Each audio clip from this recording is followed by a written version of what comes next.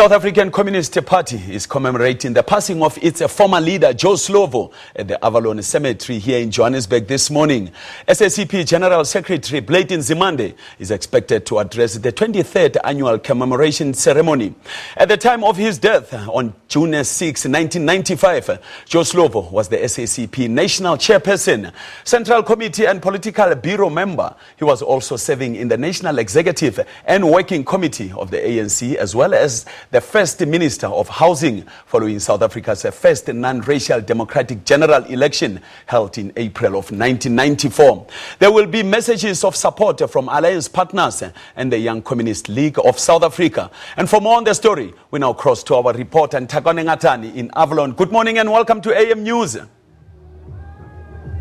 Good morning, Marumo. What is expected to happen at the commemoration this morning?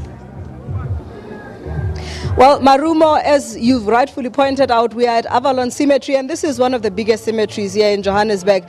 And of course, right next door to us is another funeral that is currently happening. So the proceedings at the SACP commemoration will not start until that is completed. But of course, the guests for that commemoration have already started arriving. And I think, as I said earlier on, this is a day that the SACP uses not to necessarily be sad about the fact that Joe Slovo passed on this day, but to keep his legacy alive, but maybe perhaps to also talk about the lessons that can be learned from his life. And I think one of the biggest statements that Joe Slovo made was on his passing. You remember the coffin that was used to bury him, a very simple one, showing a man who thought that more things were important than him as a person. But of course, to talk to us about the events of today is the national spokesperson, and that is Alex Mashilo. Tell us about what is expected to happen. We have already seen the members of the SACP marching into this venue today. What else is expected to happen? They have marched from Regina Mundi and they are arriving in their numbers. What is going to be happening is that after the funeral that is presently underway, the program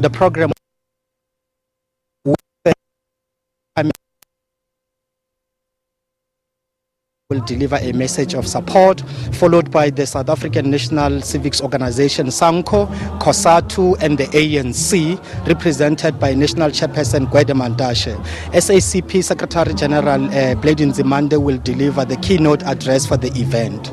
We are using that every year to pronounce on the major tasks that the SACP will be undertaking going forward. Now, let's talk about what the SACP has become, particularly over the past year. We've seen the SACP contest elections alone in Metsimaholo, showing that perhaps the way that the ANC is taking, and of course the General Secretary Nzimande spoke openly about President Jacob Zuma having to step down, but also not allowing President Zuma to address the party. But now you are here. What messages do you want to bring forward of the SACP today?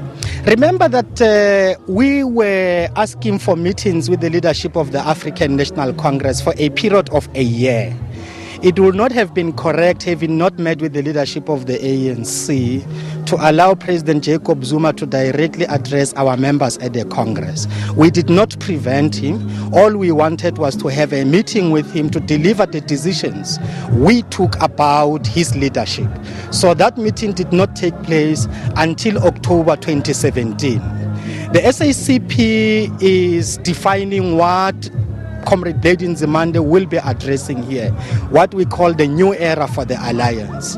Very clearly, we have taken a decision in July 2017 that the mode of operation of the alliance as it presently stands is outdated. It will not be able to hold together the alliance and the historical motive forces of our revolution going forward.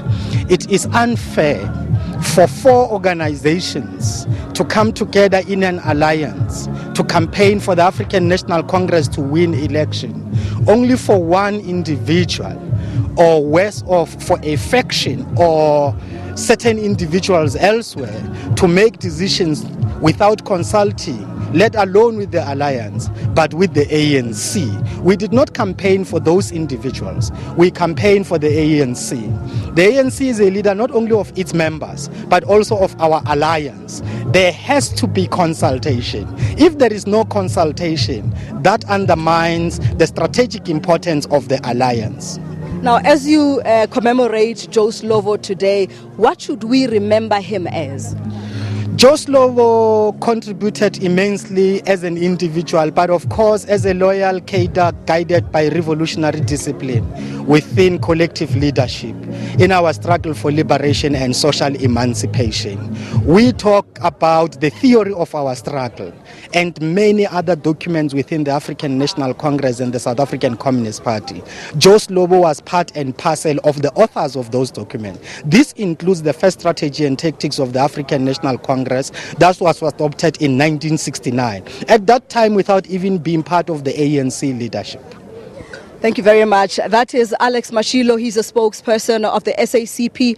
And of course, as we've said, as soon as the funeral that is next door concludes, the proceedings of the commemoration will begin. But the SACP represents giants like Chris Hani. And so when we talk about that movement, for some of us who come from other countries outside of South Africa, we think of people like Chris Hani and the role that they played and what they represent in the liberation of not only South Africa, but of Africa as a whole. Marumo.